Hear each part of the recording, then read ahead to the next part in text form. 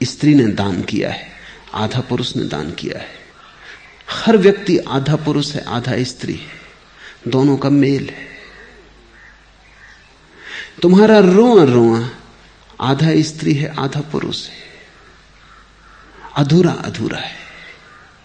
वो जो तुम्हारे भीतर स्त्री का हिस्सा है वो पुरुष की आकांक्षा करता रहता है, वो जो तुम्हारे भीतर पुरुष का हिस्सा है वो स्त्री की आकांक्षा करता रहता है।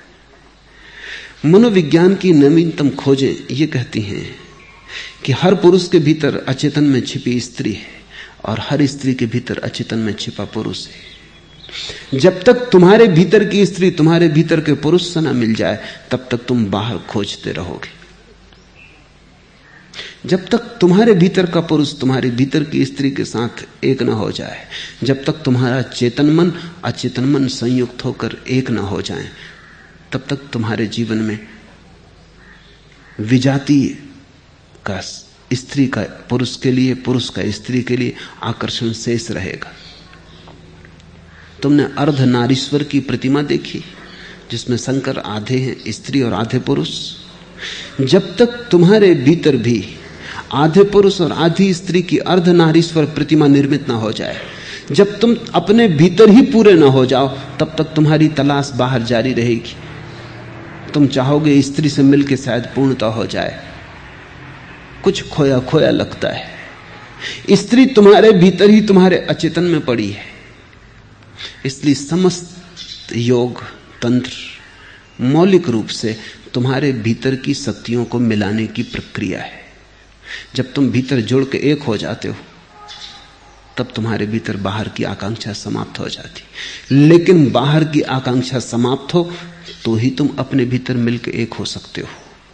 ये दोनों बातें एक दूसरे पर निर्भर हैं, अन्योन्याश्रित हैं। इसलिए शंकर कहते हैं नारी के रूप स्तन और नाभि प्रदेश को देखकर मोहाविष्ट मत हो। शंकर पुरुषों से बोल रहे हैं क्योंकि उन दिनों विशेषकर इस देश में धर्म मूलतः पुरुष का एकाधिपत्य था।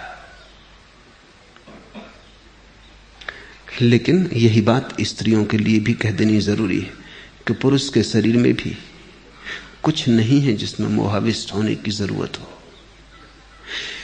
शंकर के ये वचन या इस तरह के और संतों के वचन एक बड़ी भ्रांति का कारण बन गए।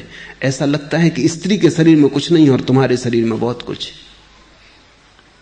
शरीर में ही कुछ नहीं है, ये ख्याल रखना।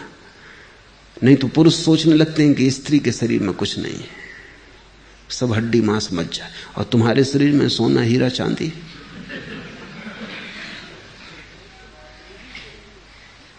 जब तक तुम अपने ही शरीर में हड्डी मांस मज्जा ना देख पाओगे तब तक तुम स्त्री के शरीर में भी ना देख पाओगे।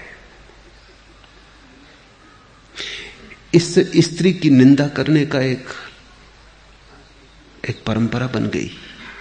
पुरुष सोचने लगे कि जैसे स्त्री ने उन्हें बंधन में डाला है तो फिर स्त्री को किसने बंधन में डाला है। पुरुष सोचने लगे कि स्त्री ही मोक्ष में बाधा है।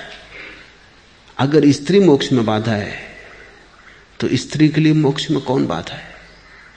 स्त्रियां तो फिर बिना बाधा के मोक्ष पहुंच जाएंगी। थोड़ा सोचो तो, उनके जीवन में कोई बाधा ही नहीं है तो मोक्ष में कोई अड़चन नहीं, वो तो ऐसे ही पहुंच जाएंगी। नहीं, स्त्री और पुरुष का सवाल ही नहीं है। विपरीत में जो आकर्षण है वो व्यर्थ है,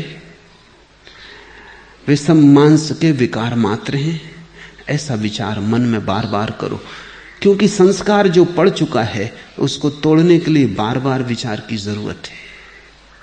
सतत स्मरण रहे तो जैसे जलधार पत्थर को तोड़ देती है, बड़े मजबूत पत्थर को। जब पहली दफा जलधार गिरती कौन सोचेगा कि जलधार पत्थर को तोड़ पाएगी। लेकिन एक वक्त आता है कि जलधार तो बनी रहती, पत्थर रेत के कण कण होकर बह जाता है।